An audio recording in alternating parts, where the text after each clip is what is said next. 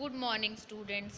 आज 23 सितंबर 2020। आज साइंस की वर्कशीट नंबर 35 हम लोग करने वाले हैं, जिसका टॉपिक है गति का दूसरा समीकरण या समय स्थिति संबंध। ठीक है, इसमें ज्ञान अपनी रीति से पूछता है गति का दूसरा समीकरण क्या है, ग्राफीय विधि से हम इसे कैसे प्राप्त कर सकते हैं, कैसे निकाल सकते हैं इस फॉर्मूले को हम ग्राफ का उपयोग करके। तो ज्ञान की दीदी उसे बताती है कि जैसे कि कोई वस्तु सीधी रेखा में समान त्वरण से चलती है, ठीक है, समान त्वरण, ठीक, और निश्चित समय अंतराल, निश्चित दूरी, ठीक है। तो इसमें दूसरे जिसे हम गति के दूसरे समीकरण से ज्ञात कर सकते हैं। अगर समान त्वरण है, समान समय अंतराल है, ठीक है, समान दूरी है, तो हम इस नियम से हमें समय और स्थिति के बीच में क्या रिलेशन है वो पता चलता है। और ये जो है समय और गति स्थिति के बीच के संबंध को दर्शाता है, ठीक है। तो इसको हम वेग समय ग्राफ से प्राप्त कर सकते हैं, इस फॉर्मूले को। तो आइए ग्राफ देखते हैं अब हम लोग। तो सबसे पहले अगर कोई चीज़ गति कर रही है तो उसका जो वेग होगा, प्रारंभिक वेग होगा, वो कभी भी 0 के बराबर नहीं होगा। मतलब कि अगर गाड़ी में रेस देंगे तो प्रारंभिक वेग बढ़ जाएगा, तो वो उसका अंतिम वेग क्या होगा, v होगा, ठीक है, v होगा। अब वस्तु का वेग एक समान दर से परिवर्तित हो रहा है, ठीक है, तो मतलब उसकी त्वरण जो है वो एक समान होगा, ठीक है, जैसा कि मैंने ऊपर पढ़ा था, एक समान त्वरण, ठीक है। अब यहाँ पे पॉइंट बी देखो आप, जो कहाँ पर है, एक्स एक्सिस पे है, ये आपकी एक्स एक्सिस है, ये दिखती है जो ऐसे जा रही है, ठीक है, और जो ऐसे जा रही है वो क्या है, वाई एक्सिस है, यह अक्ष है जिस पे हमने समय को दिखाया हुआ है। और बी सी क्या है, इसके ऊपर लंब है, ठीक है, मतलब परपेंडिकुलर है। हम जानते हैं कि वस्तु के द्वारा तय की गई दूरी मतलब कि एस, वेग समय के ग्राफ में निश्चित समय, ठीक है, ये वेग और समय का ग्राफ है। देखो नीचे यहाँ पे समय लिखा है, ऊपर वेग लिखा है, इसलिए हम इसको बोलते हैं वेग समय का ग्राफ। इसमें निश्चित समय है, ठीक है, निश्चित समय t, मतलब कि ए बी की बात कर रहे हैं, ये ए बी, ये पॉइंट यहाँ से यहाँ तक की, ठीक है। फिर नीचे, अब इसके नीचे जितना भी एरिया घिर रहा है उसको हमें निकालना है सारा, ठीक है। देखो नीचे ग्राफ में देखो, यहाँ पे ये पूरा एरिया दिखा दिया ना आपको। यहाँ पे इस ट्राइंगल का सरफेस है, इस ट्राइंगल का एरिया निकालोगे, फिर इस आयत का एरिया निकालोगे, दोनों को जोड़ के हमारा इस पूरे एरिया का क्या आ जाएगा, क्षेत्रफल आ जाएगा, ठीक है। तो यहाँ पे अब आपको क्या निकालना है, ओ ए बी सी, ये पॉइंट निकालना है, ये पूरा निकालना है। तो यहाँ पे आयत का क्षेत्रफल, त्रिभुज का क्षेत्रफल, आयत का क्षेत्रफल कहाँ से लेंगे हम, आयत, मतलब कि इसकी बात हो रही है,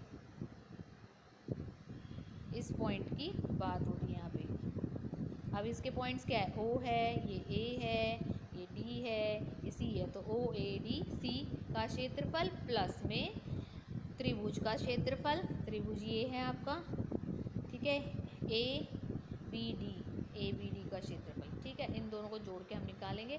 तो आपको पहले आपको बता दिया था क्षेत्रफल क्या है। तो आयत का क्या होता है, लेंथ गुणा में ब्रेथ होता है।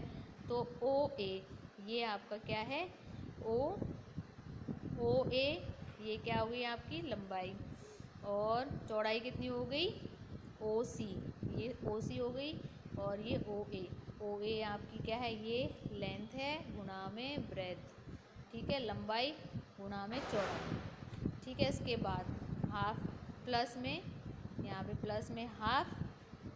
अब त्रिभुज में देखो, ए डी क्या है आपका, आधार गुणा में आधार, आधार क्या है, ए डी गुणा में लंब, तो ये हो गया बी डी, ठीक है। तो इनको निकालेंगे। तो ओ ए क्या है आपका, ओ ए आपको ऊपर वाले ग्राफ में बता रखा है, ये ओ ए, यू है, ओ सी आपका कितना है, क्या है, टी है, डी सी क्या है, डी और सी पॉइंट यू है, क्योंकि यहाँ पे यू है तो ये समांतर है ना इसके, इसलिए ये भी यू आएगा। और अगर बी से सी तक जोड़ा जाए तो क्या होगा, वी होगा। ठीक है, और बी और डी की बात कर रहे हैं तो ये आपका ए टी है। ठीक है, अब यहाँ पे ओ ए की जगह आपने क्या डाल दिया, यू, ओ सी की जगह आपने टी डाल दिया, ये ओ सी की जगह टी डाल दिया यहाँ पे, प्लस प्लस में हाफ, फिर ए डी की जगह क्या लिखा है, टी, तो टी लिख दिया, बी डी की जगह क्या है, ए, तो ए लिख दिया। अब इसको सॉल्व करेंगे तो यहाँ से गुणा में है ये, तो सीधा डायरेक्ट हम यू टी लिख देते हैं। इसके इन दोनों के बीच में इसका मतलब है कि यहाँ पे क्या है, गुणा है। ठीक है, फिर प्लस हाफ, इन दोनों को करेंगे ए, और यहाँ पे गुणा कितना आ गया, ए टी गुणा में टी, तो ये टी और टी कितने हो जाएंगे, टी का स्क्वायर हो जाएगा। तो फॉर्मूला क्या हो जाएगा आपका, एस बराबर में U T plus half A T square. ठीक है, तो ये आपका दूसरा समीकरण हो गया गति टॉपिक में। तो ये आपको करना है आज, और इसका चैप्टर भी आप लोगों को पढ़ना है ध्यान से। ठीक है, और आपको चैप्टर भी करवा दिया जाएगा। अब आगे आपको करने हैं क्वेश्चंस, इसके क्वेश्चन। ठीक, तो यहाँ पे क्वेश्चन है पहला, गति का पहला और दूसरा समीकरण लिखिए। पहला समीकरण क्या था, पहला समीकरण देखो ये रहा, आपने पिछली वर्कशीट में किया था ना, ये पहला समीकरण है, तो पहला समीकरण ही हो गया। दूसरा समीकरण ये है, तो पहला क्वेश्चन आपका हो गया है ना। फिर प्रश्न 2, गति के दूसरे समीकरण को वेग समय ग्राफ से व्युत उत्पन्न कीजिए। तो गति, अब देखो ये जितना, ये ग्राफ आपको बनाना है। ठीक है, ये ग्राफ आपको करना है, ये ग्राफ, ये वाला ग्राफ, इसके नीचे वाला ग्राफ करना है, ये ग्राफ भी करना है, और ये सारे पॉइंट्स आपको दूसरे क्वेश्चन में लिखने हैं। ये लिखे हुए हैं ना, यहाँ से लेके नीचे तक जहाँ तक फॉर्मूला पूरा किया है पूरा करना है आपको। ये इसका आंसर है दूसरे का। इसके बाद तीसरा, कोई कार एक समान रूप से 1 मीटर पर सेकंड स्क्वायर से त्वरित, ये अब यहाँ देखो यूनिट आप चेक करो, यहाँ पर ये यूनिट चेक करो, किसकी यूनिट है, ये मीटर पर सेकंड स्क्वायर, त्वरण की। ठीक है, और मीटर पर सेकंड किसकी है, गति की, मतलब कि इसकी भी हो सकती है और प्रारंभिक वेग दोनों की हो सकती, दोनों की है ये। ठीक है, ये यूनिट, इस अगर क्वेश्चन में आपको त्वरण समझ में नहीं आ रहा तो यूनिट से आपको ज़रूर समझ में आ जाएगा कि ये जो वैल्यू दी हुई है किसकी है। ठीक है, इसका मतलब आपको क्या दे रखा है, ए दे रखा है, ए दिया हुआ है, 5 सेकंड क्या है, टी है, 5 मीटर पर सेकंड क्या है आपका। अब इसमें आपको देखना है, देखो 5 मीटर पर सेकंड से बढ़ के कितनी हो गई, 10 मीटर पर सेकंड, तो 5 क्या हुआ, प्रारंभिक वेग हुआ, और 10 मीटर पर सेकंड क्या हुआ, अंतिम वेग हुआ। अब आपको इस क्वेश्चन में पूछा है कि दूरी ज्ञात कीजिए, तो मतलब इसका मतलब है कि आपको एस निकालना है, आपको यू पता है, आपको टी भी पता है, आपको ए पता है, इन सब की वैल्यू इसके अंदर पुट करनी है, तो निकालना है। ठीक है, तो न्यूमेरिकल, आपको एक न्यूमेरिकल, अब इसमें देखो ये क्वेश्चन आंसर है। अब थर्ड का आंसर क्या है, त्वरण आपको दे रखा है। ठीक है, त्वरण दे रखा है आपको इसके अंदर, और टी ए आपको दे रखा है, बी दे रखा है, यू दे रखा है, आपको क्या निकालना है, दूरी निकालनी है। ठीक है, तो दूरी निकालनी है, इसमें हम फॉर्मूला डालेंगे दूसरा समीकरण का, क्योंकि सारी चीज़ें हैं हमारे पास। पहले वाले समीकरण में क्या था, पहले वाले समीकरण में आपके पास v u plus a t था, तो अब आप इसमें देखो कि इसके अंदर आपसे क्या क्वेश्चन में बोला हुआ है कि आपको दूरी निकालनी है, एस निकालनी है। तो इस समीकरण में तो हमारे पास एस है ही नहीं, तो पहला समीकरण आपका लगेगा ही नहीं। अब दूसरे समीकरण में u प्लस एस बराबर में u plus half A T square. तो अब इस फॉर्मूले में सब चीज़ें हैं जो क्वेश्चन में बोली है। आपको u दे रखा है, आपको t दे रखा है, आपको त्वरण दे रखा है। इसका मतलब है कि ये वाले फॉर्मूले से हम दूरी निकाल सकते हैं, क्योंकि दूरी किसके अंदर है, दूसरे समीकरण में है। ठीक है, तो अब मैंने u की जगह, मेरा u कितना था, 5 मीटर पर सेकंड स्क्वायर, तो ये मेरा पर मीटर। ठीक है, तो ये मेरा 5 मैंने यहाँ लिख दिया। अब t कितना था मेरा, 5 सेकंड था, प्लस हाफ, फिर मल्टीप्लाई। यहाँ पे अगर कुछ नहीं लिखा इसका मतलब क्या है, मल्टीप्लाई। a और t के बीच में कुछ नहीं लिखा था, इसका मतलब बीच में क्या है, गुणा। ठीक है, और हाफ के बीच में भी मल्टीप्लाई, हाफ और a के बीच में मल्टीप्लाई। ठीक है, हाफ इंटू 1, a कितना दे रखा है आपको, 1 मीटर पर सेकंड स्क्वायर। ठीक है, गुणा में 5 का स्क्वायर। ठीक है, अब सबकी वैल्यू मैंने पुट कर ली।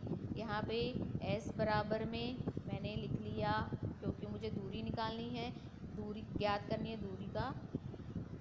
यहाँ पे दूरी लिख ली, u की जगह मेरा 5 बरा गुणा में 5, फिर हाफ, फिर a कितना है 1, फिर 5 का वर्ग।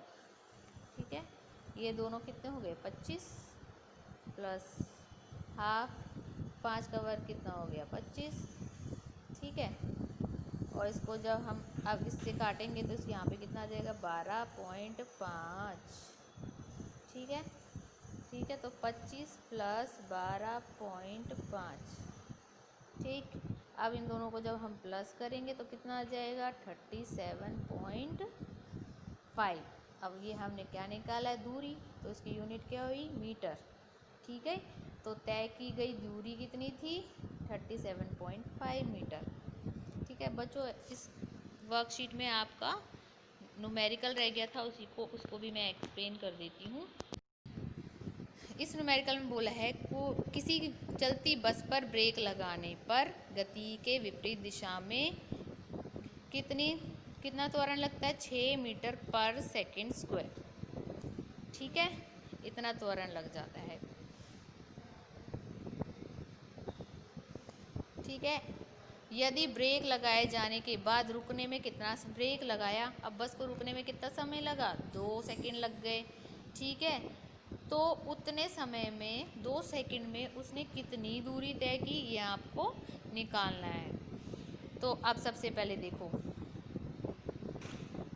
ब्रेक लगे हैं इसलिए माइनस मीटर पर सेकंड स्क्वायर होगा, त्वरण क्या होगा, माइनस लगेगा क्योंकि ब्रेक लगाया है इसलिए।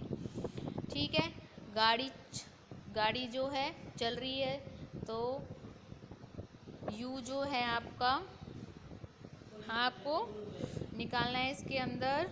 अब इसमें देखो u है प्रारंभिक वेग जो है वो चलती बस का आपको पता ही नहीं है कितना है, क्वेश्चन मार्क है ना। और आपको क्या बोला है, दूरी निकालनी है 2 सेकंड में वो कितना चली बस। ठीक है, अब इस क्वेश्चन में आपको पहला समीकरण याद होगा, उससे हम u निकाल सकते हैं। अब देखो कैसे निकालेंगे, v बराबर में u प्लस ए टी। तो इन सभी, ये जितने भी समीकरण करवा रहे हैं सबका उपयोग हो सकता है एक न्यूमेरिकल में। तो अब देखो आपके पास v क्या होगा, आप यूँ सोच रहे होंगे v भी नहीं है, तो उसने ब्रेक लगा दिया, तो अंतिम वेग कितना हो गया, 0 मीटर पर सेकेंड। ठीक है, याद रखना हमेशा जब हम ब्रेक लगाते हैं तो चलती बस में, तो अंतिम वेग कितना हो जाएगा, 0। ठीक है, तो अब आपको ये पता है ये 0 है, ये u है, त्वरण कितना है, माइनस का 6 मीटर पर सेकेंड स्क्वायर, और समय कितना है, 2। ठीक है, तो ये माइनस प्लस माइनस क्या हो गया, माइनस हो गया, और यहाँ पे कितना आ गया, 12। तो u कितना आ गया, 12 मीटर पर सेकेंड। ठीक है, अब हमें इसका u पता चल गया, अब हम दूसरा समीकरण लगा सकते हैं जिससे हमें दूरी का पता लगेगा। तो दूसरे समीकरण में क्या है, s बराबर में u कितना निकाला हमने 12 मल्टीप्लाई में t कितना है 2 प्लस हाफ एक्सेलरेशन कितनी थी, मतलब कि त्वरण कितना है -6 मल्टीप्लाई में समय का वर्ग तो 2 का वर्ग, तो यहाँ पे कितना आ जाएगा 24। ठीक है 24 आ गया। यहाँ पे आपका अब यहाँ पे देखो हाफ आ गया, यहाँ लिख दिया आपने ब्रैकेट में 6। ठीक है और यहाँ हो गया 4। तो आप या तो ऊपर काट लो या इधर काट लो, कहीं पे भी काट सकते हो। ठीक है तो 24 और इन दोनों को मल्टीप्लाई करके कितना आ गया, यहाँ ये माइनस का 12।